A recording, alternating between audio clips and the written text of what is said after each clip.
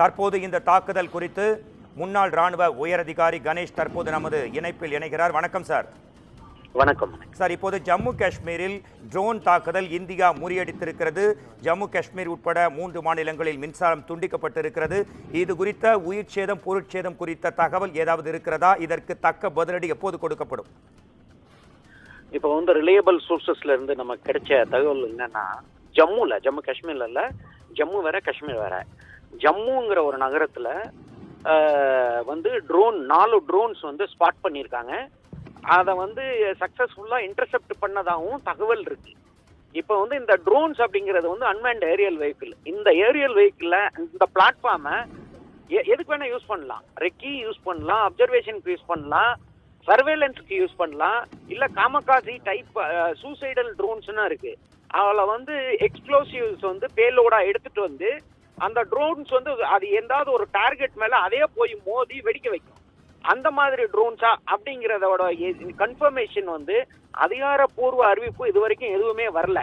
அப்படியே நம்ம எடுத்துக்கணும்னாலும் reliable information அப்படிங்கிறது எதுவும் கிடையாது. நம்ம ஊடகத்துல தவறான செய்தி நான் சொல்லிடக்கூடாதுங்கிறதுக்காக நான் இதை சொல்லிக்கிறேன். ஒரு வித் அட்மோஸ்ட் கேர் இதை நான் சொல்றேன். நமக்கு வந்த ரிலையபிள் சோர்சஸ்ல ட்ரோன்ஸ் ஜம்மு மேல நம்ம ஏர் ஸ்பேஸ்க்குள்ள வந்திருக்கு. அதை நம்ம இன்டர்செப்ட் பண்ணிருக்கோம் அப்படிங்கிறது. இப்ப 5:30 மணிக்கு கரெக்டா 5:30 மணிக்கு பக்கத்துல 6 மணிக்கு நம்ம டிஃபென்ஸ் செக்ரட்டரி ஒரு இது கொடுத்தார். பிரஸ் மீட்ல கிளியரா அவரை இந்தியாவோட பொசிஷனை கிளியரா சொன்னார். இது எஸ்கலேஷன் அப்படிங்கிறது நம்மளை ப்ரொவோக் பண்ணது பஹல்காம்ல பாகிஸ்தான் தரப்பு நம்மள ப்ரொவோக் பண்ணி ஒரு பயங்கரவாத படுகொலை பண்ணிட்டு போறாங்க. அதுக்கு அந்த தீவிரவாதத்துக்கு பதிலடி கொடுக்கறதுக்கு measured and calculated and with utmost restraint, பொதுமக்கள் இல்லாம, ராணுவ டார்கெட் இல்லாம, ராணுவ தளவாடங்களை எய்ம் பண்ணாம, தீவிரவாதிகளின் முகாம்களை மட்டும் நம்ம அடித்தோம். இது ஒரு போர் கிடையாது, தீவிரவாதிகள் அடிக்கிற ஒரு முனைப்பு அப்படிங்கிறத சொன்னாரு. ஆனா அதே சமயம் பாகிஸ்தான் என்ன செஞ்சது, 15 டார்கெட் அவந்திப்பூர்ல இருந்து குஜராத்ல இருக்கிற புஜ் வரைக்கும் நம்மளுடைய ராணுவ டார்கெட்ஸ், முக்கியமான இன்ஸ்டலேஷன்ஸ் அண்ட் இதையும் பொதுமக்கள் இருக்கிற பியூப்புளையும் டார்கெட் பண்ணி 15 மிசைல்ஸ் கம் ப்ரொஜெக்டைல்ஸ் கம்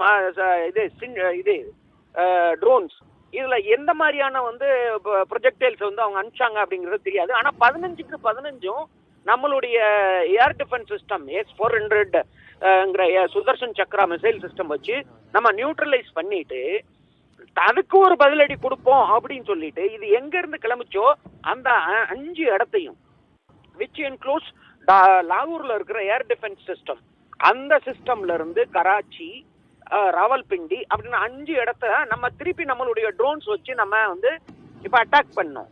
இந்த அட்டாக் நடந்து முடிச்சிட்டு அதோட பிரஸ் மீட்ல நம்ம டிஃபென்ஸ் செக்ரட்டரி அப்பையும் சொல்றாரு, we don't want to escalate war. நம்ம போற விரும்பல. நம்ம பண்றது எல்லாமே தீவிரவாதத்துக்கு எதிரான ஒரு செயல் மட்டுமே. இத பாகிஸ்தான் ராணுவமோ பாகிஸ்தான் நாடோ அவங்களுக்கு எதிரான செயலா பார்த்து அவங்க நம்மள இனிமேலும் நம்மளுடைய ராணுவத்தையோ பொதுமக்களையோ நோக்கி எந்த ஒரு மிஸ் அட்வென்ச்சர் பண்ணாலும் அதுக்கு தக்க பதிலடி கொடுப்போம். அதனுடைய தீவிரம் மிக மோசமானதாக இருக்கும்னு சொல்லி ஒரு 1.5 ஹவர்ஸ்ல இப்ப பாகிஸ்தான் இத எஸ்கலேட் பண்றாங்க. எஸ்கலேட் பண்ணி ஜம்மு மேல ட்ரோன்ஸ் பறக்க விட்டது மிகப்பெரிய தவறு, பாகிஸ்தான் வருந்தும் அப்படிங்கிறது என்னுடைய இது.